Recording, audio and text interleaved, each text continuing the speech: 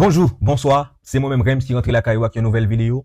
Merci parce que vous cliquez et nous promettons que nous pas jamais suspendre si mes vidéos sur vous et vous pas déçu. Cette vidéo côté web gain possibilité pour apprendre des concepts, des expressions ou encore des thèmes qui relativement liés avec Bible. Today we are going to see a verse. We're going to the Old Testament in the book of Numbers. We're going to open our book in Numbers chapter 13 verse 1 and 2. We're going to read this verse.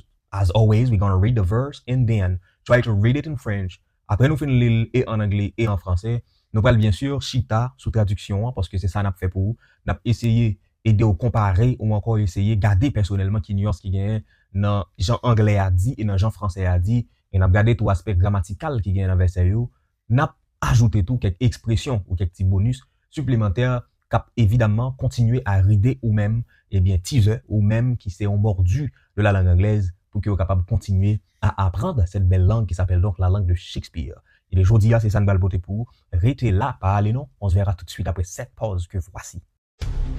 Vous n'êtes pas sans savoir que RapDM, Prométhée au mot des mots, s'inscrit de cette dynamique de votre formation linguistique. En plus de Here is the Word, Denotation, Connotation, Words from Speech et comment s'appelle. Et voilà maintenant on vous apporte cette section qui s'appelle RapDM Bible Section. Pasteur, prédicateur, théologien, évangéliste, Jack. RapDM Bible Section, c'est pour vous. Différence qui gagne dans construction phrase, différence dans esthétique grammaticale, arrivé dans équivalence phrase français à anglais. Tout ça c'est pour RapDM Bible Section. Exode 14, verset 14, 2 Rois 6, 16, 2 Corinthiens 5, 17, Romains 8, 31. C'est parmi quelques versets bien connus qui ont besoin d'explication grammaticale, lexicale et équivalence. Abonnez-vous à la chaîne YouTube RapDM Bible Section pour pas rater une miette dans la vidéo. I'm out.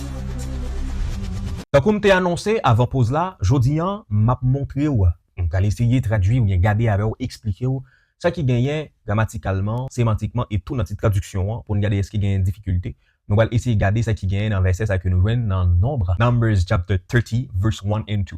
Premièrement, je prends Bible anglais moi, je prends Bible anglais moi, je prends lire verset là. On allait, qui ça le dit? The law concerning vows, qui veut dire la loi à propos de vœux. Vows veut dire vœux.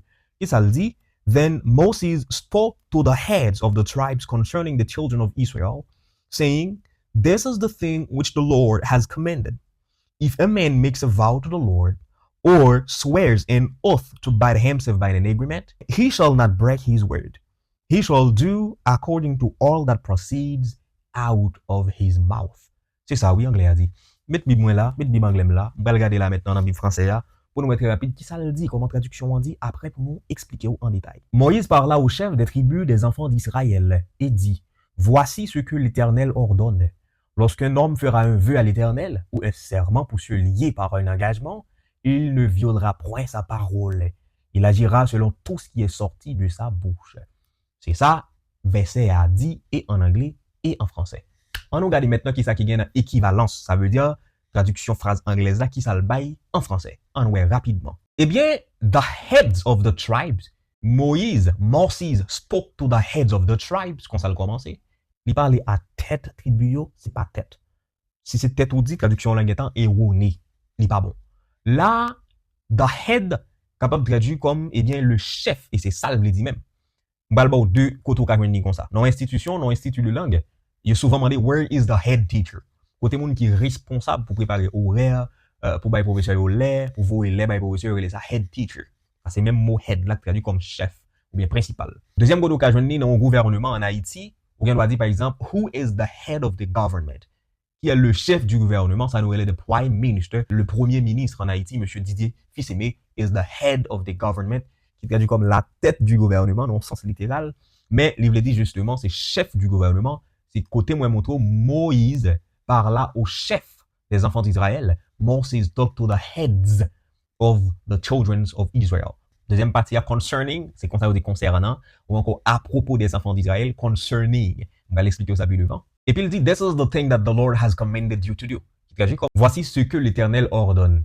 Comme si m'dadou has commanded, qui c'est justement present perfect, il traduit comme un présent simple en français. Pour rappel, to command veut dire ordonner, commander, ordonner. If a man makes a vow, qui veut dire si un homme fera un vœu, ça veut dire si on fait un vœu, ok? Faire un vœu, nous dit to make a vow. Vow, les mêmes qui traduit comme promesse, on va l'expliquer au plus devant. Or if this man swears an oath to bind himself by some agreement, swear an oath. Oath qui veut dire les mêmes jurer ou encore serment. Puis devant, on va l'expliquer to swear an oath. Eh bien, to bind himself, pour se lier ou encore pour se connecter by some agreement. Normalement, agreement, ça veut dire accord, et ça veut dire parce que to agree, to disagree, être d'accord, ou encore être en désaccord, ou bien ne pas être d'accord. Ah, mais qui veut dire ça normalement? Il dit là, il veut dire engagement. Ouais, agreement veut dire engagement. Là, et sa traduction en bas. He shall not break his word. Il ne violera pas sa parole. To break, qui veut dire briser. You break my heart. Ou briser comme. Mais, il dit, you shall not break, the man shall not break his word, qui veut dire, il ne violera pas, qui veut dire, to break égale avec violer. Et finalement, he shall do according to what proceeds out of his mouth. Eh bien, cet homme doit faire ou encore agira selon ce qui est sorti de sa bouche. Proceed veut dire procéder, mais là, il est traduit comme ce qui est sorti de sa bouche. C'est ça qui gagne l'équivalence là. On a regardé très rapide dans la partie grammaire qui ça qui gagne. On veut retenu sur tout ça. Expression to make a vow. To make qui veut dire faire. Eh bien, faire un vœu traduit comme to make a vow. Qui ça qui vow? A vow is a serious promise you make before the Lord. C'est une promesse sérieuse que vous avez faite devant l'Éternel. OK. Donc, to make a vow veut dire faire un vœu. Ou qu'a fait through fasting. Vous allez me dire fasting. Vous dites, man, I know to fast veut dire jeûner. Fast son adverbe. Par exemple, this football player runs fast. Les courir rapide. Monsieur courir vraiment, vraiment rapide. Ah, mais fast traduit comme rapide. Mais même fast, ça encore, c'est verbe, il veut dire jeûner. Mon qui pral dans jeûne. So, I am fasting today. Qui veut dire, m'a jeûné aujourd'hui. Ça va veut dire, ah, je suis rapide aujourd'hui. I am fasting today. Et pas ça. I am fasting veut dire, m'a jeûné. Fasting veut dire jeûne. Par exemple, on va dire, man, in my church now, we are in the fasting period. Dans l'église moyenne, dans ce moment-là, nous avons une période de jeûne. Alright? Deuxième expression, c'est concerning. Concerning son en français. Parce que quand on est concernant, concerning, c'est évidemment même bagaille là. Ou qu'a dit about, qui veut dire à propos ou bien de. I'm going to talk concerning the Bible. Je vais parler à propos de la Bible. Now, swear an oath. Swear an oath qui veut dire un serment. Jurer. Parce que oath, pour compte veut dire serment. Par exemple, au compte entendez si vous regardez CNN, BBC News souvent, les a parlé de bagaille politique, il y a dit, when someone is going to take office, he has to take the oath first. If someone is going to take office, entrer en fonction, et puis, he has to take the oath first. This person has to take the oath. Ça veut dire qu'il doit prêter serment. Ou bien, il doit dire tout to get sworn in. Ou bien, to take the oath, prêter serment. Et bien, dans ce sens, ça, elle dit, si yon moun make a vow, si yon moun fait un vœu, et que moun ça, eh bien, swear an oath, te juré yon serment, te juré, eh bien, to bind himself by some agreement, il te juré pour se lier, to bind himself.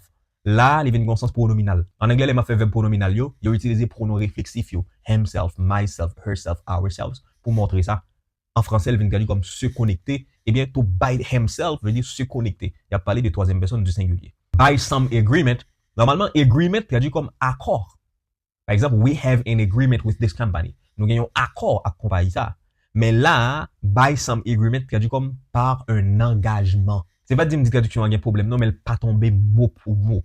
Est-ce que là, this man pas violer parole, il ne violera pas sa parole, eh bien, qui traduit comme he will not break his word. Vous connaissez to break veut dire briser, ou bien craser, briser. You break my heart. You break my telephone, ou craser téléphone, mais ou briser comme.